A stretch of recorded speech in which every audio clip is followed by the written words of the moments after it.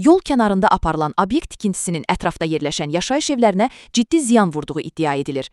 Redaksiyamıza müraciət edən İlahə Əliyeva bildirib ki, tikinti işləri başladıqdan sonra onun yaşadığı evdə çatlar yaranıb, deformasiya halları müşahidə olunub və tikinti ilə yaşayış evi arasında normativ məsafə gözlənilməyib. Sakinin sözlərinə görə, əvvəllər həmin ərazidə mövcud olan köhnə tikili sökülərək yerində yeni obyektin inşasına başlanılıb. Lakin söküntü və sonraki tikinti prosesində ağır texnikadan istifadə olunması, həmçinin tikintinin yaşayış evinə həddindən artıq yaxın məsafədə aparılması nəticəsində evin divarlarında, tavan hissələrində və pəncərə kənarlarında çatlar əmələ gəlib. Aparılan çəkilişdən də görünür ki, evin müxtəlif hissələrində çatlar, tavan örtüklərində ayrılmalar və konstruksiya deformasiya əlamətləri müşahidə edilir.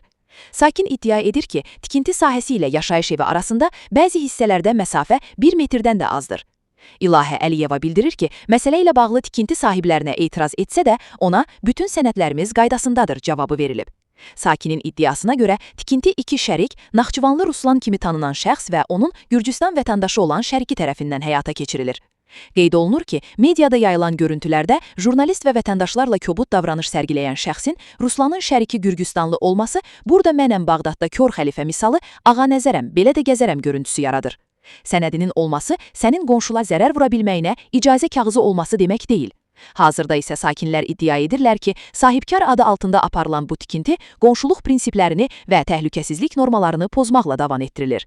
Məsələnin diqqət çəkən tərəflərindən biri də tikinti işlərinin sıx yaşayış zonasında aparılmasına baxmayaraq, aidiyyatlı qurumların prosesə münasibət bildirməməsidir. Sakinlər hesab edir ki, tikintinin mövcud vəziyyəti Fövqəladə Hallar Nazirliyi, Dövlət Şəhərsalma və Arxitektura Komitəsi, eləcə də Abşeron rayon İcra Hakimiyyəti tərəfindən yerində araşdırılmalıdır.